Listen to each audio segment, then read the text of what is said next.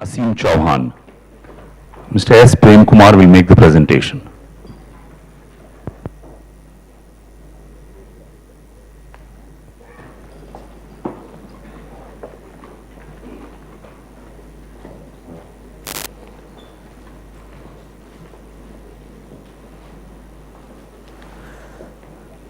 Thank you.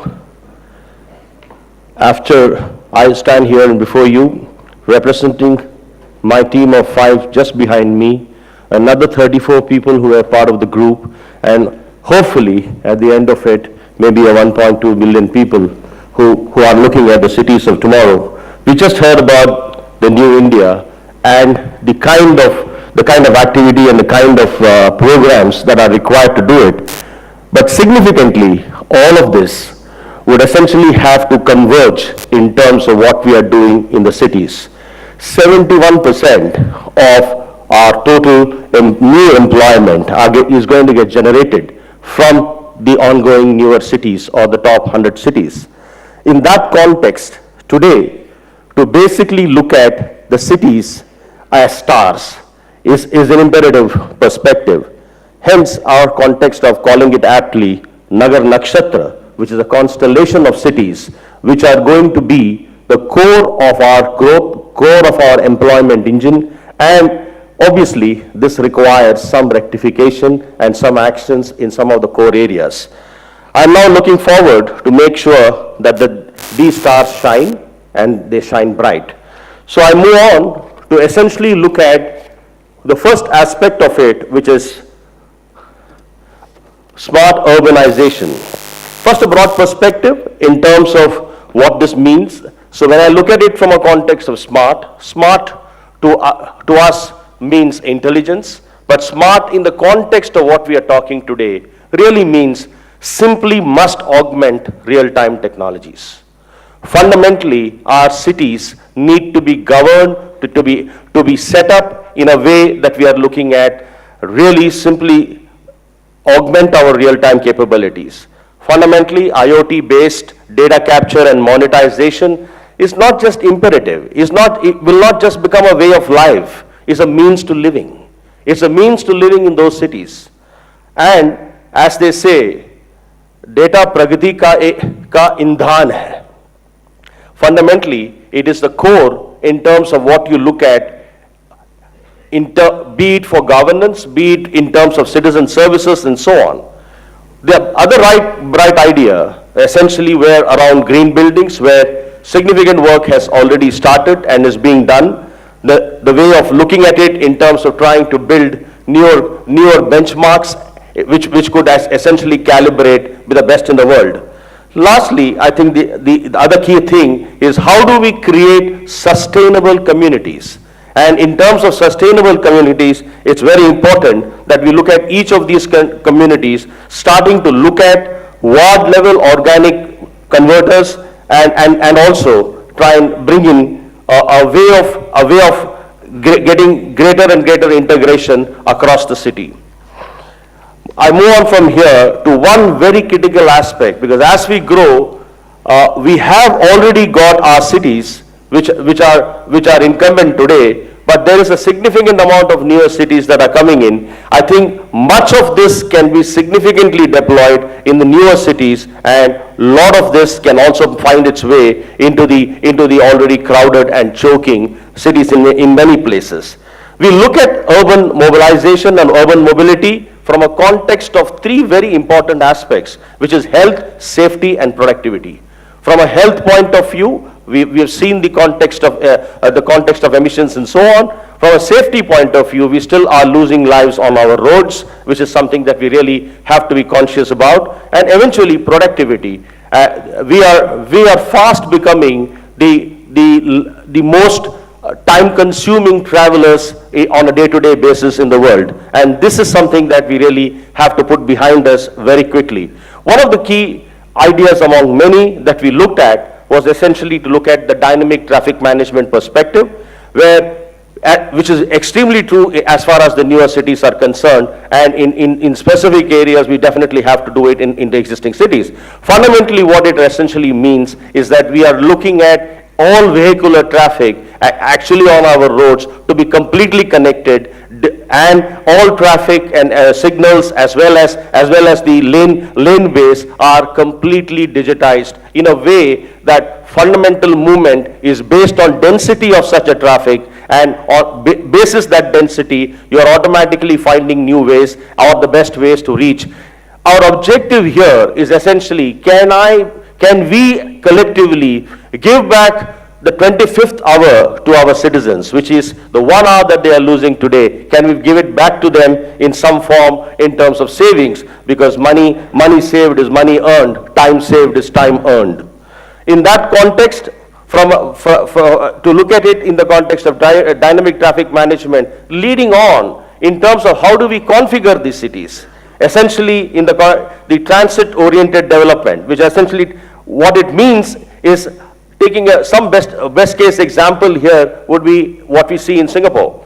Fundamentally, there is a hub and spoke kind of a context where the last mile is essentially on foot, and it has been shown empirically that anywhere between 500 to 800 meters of the last mile walk, despite being 32 degrees for most of the year, is not something that is not feasible, but we really have to look at reduction and compression in the context of vehicular traffic. There are also, that city is also a good example of disincentivizing vehicle movement into CBD, which is a commercial district, where you're essentially trying to pay higher tariffs and so on. We really have some work to do in the context of even our parking charges and so on. We are perhaps the cheapest parking charge country in the world. Let me now move on to smart governance. All of this is essentially translating itself into saying that how do we look at further enablement of technology to bring in IP-enabled metering, GIS-based mapping, which essentially makes the entire revenue collection process a lot more effective. And not only that, essentially it also looks at bringing in another great idea of trying to integrate all our utility subsectors. Essentially today you have it as the metro water in terms of the water, the sanitation being handled by another utility, and in fact traffic management is actually not even with the urban local bodies and so on. So fundamentally the integration of all of this in one seamless way would translate into significant benefits and productivity. One of the key impacts that we are seeing here, current collection efficiencies are running at about 30%, and we are essentially quite easily able to get to something like 2.5 to 4 times very easily. Lastly, I come to one key aspect, which is essentially around how do we look at the art of the possible with respect to newer growth clusters. We looked at multiple aspects of the growth clusters and narrowed down on 3 key ones. The first one, much talked about in the previous presentation, was around the whole context of tourism and what work that already is being done through the Incredible India program. But fundamentally, how do we try and leverage that into not just a point of arrival and departure, but to go beyond it, to look at the cultural tourism side, leveraging the 12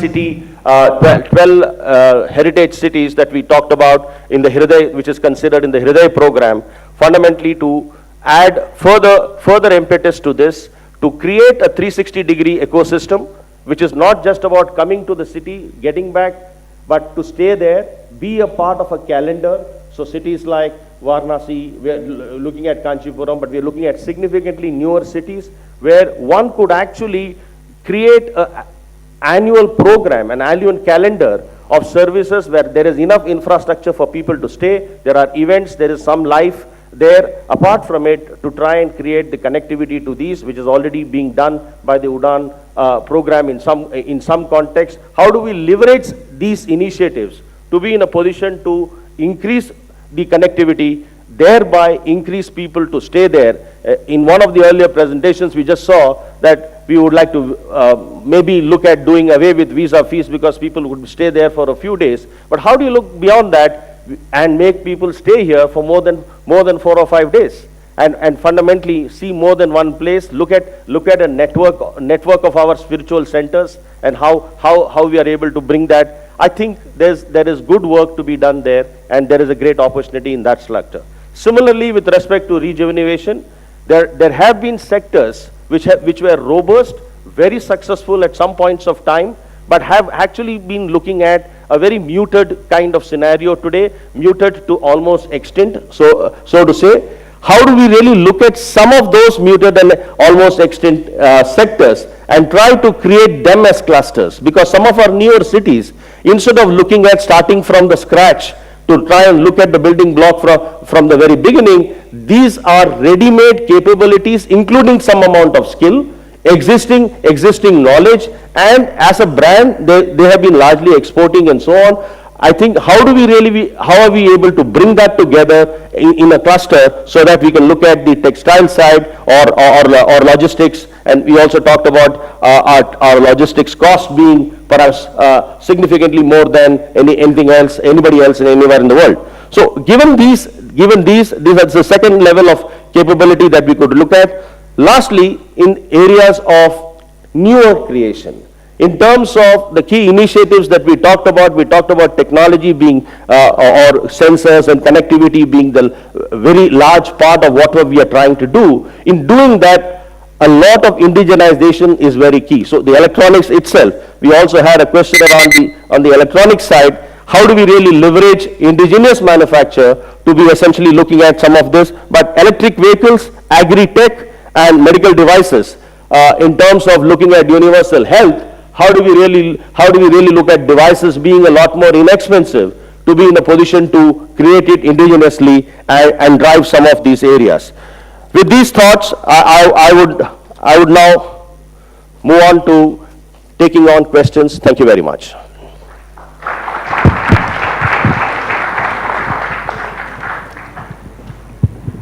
This is Priya Nair from Hindustan Unilever.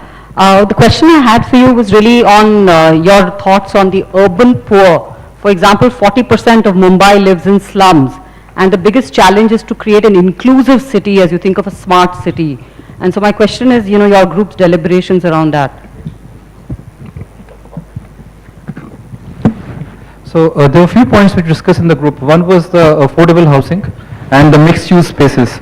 So I think we don't have much space because we also have agricultural economy. So I think idea was to go up. So I think we deliberated on how do you handle the FAR regulations today. FSI, for example, is 1:3.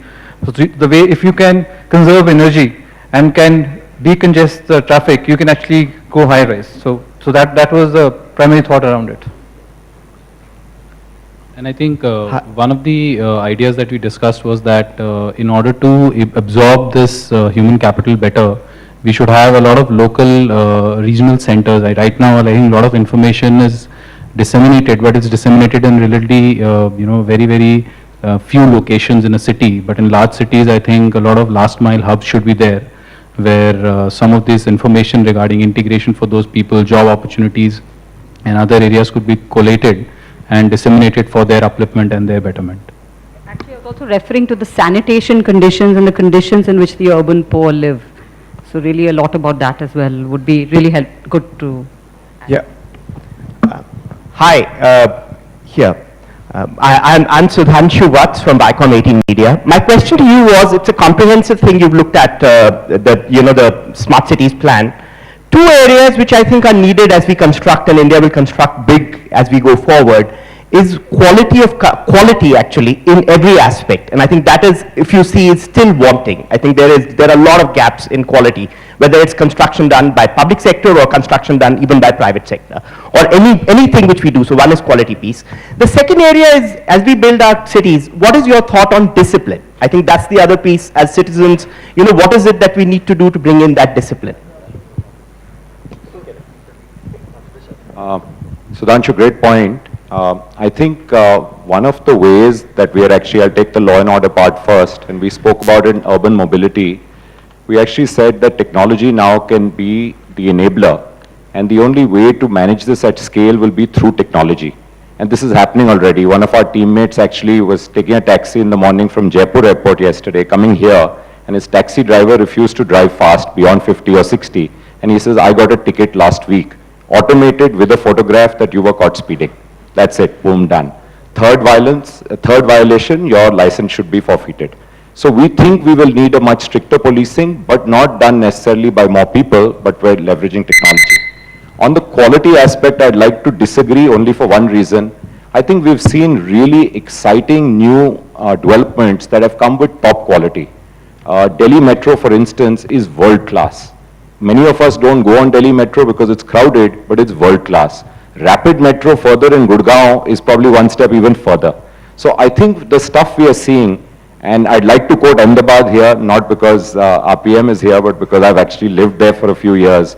The transformation of the city, to anyone who lived in the pre-cleanup era to the post-cleanup era, you go to CG Road and you cannot recognize it. You go to the riverfront and you cannot recognize it. So I would like to see the glasses half full and see what we can build on. Absolutely, there are many things which we could do better. Thank you, Guru. The only thing that I would quickly add is that as we look at quality in new cities and existing cities, one of the constraints that we have discussed is the capacity building that is required to bring various aspects of governance to a higher level. It may be in the governance, it could be in the technology, but I think skilling and capacity building at the municipal level, at the state and central level, to plan the cities properly and to implement them is a very important aspect of implementing them actually. Hi, I'm Richa. I have a question related to urban mobility. What is the private sector, what can the private sector do in mass rapid transportation? It is always looked at something that the government needs to enable, but are there things that the private sector can do? Yeah, thanks, Richa. I guess urban mobility, so I get another one. But I can tell you, the infrastructure normally here is the government's purview normally. But the last mile connectivity, we saw very big scope for private sector to play a big part. We mentioned it, but more in detail, we think on the last mile, making it mandatory for having e-taxis and e-rickshaws, and in fact successful experiments are already there in parts of the country, could help both in job creation, micro entrepreneurs, small entrepreneurs who own this, but that is a perfect place for private sector to come in and to dovetail with that. We have seen some of the public transport on the last mile need not always be the best, it depends on the state transport. But the private sector has demonstrated that we can do a better job. I think that's the model we've envisaged right now, but I think you're seeing some pretty exciting models coming in, how the private sector can contribute towards some part of the building or help defray the costs. And again, I'd like to quote the Rapid Metro as a great example of doing this, and Delhi Metro here. Thank you, Guru. Thank you very much. Thank you.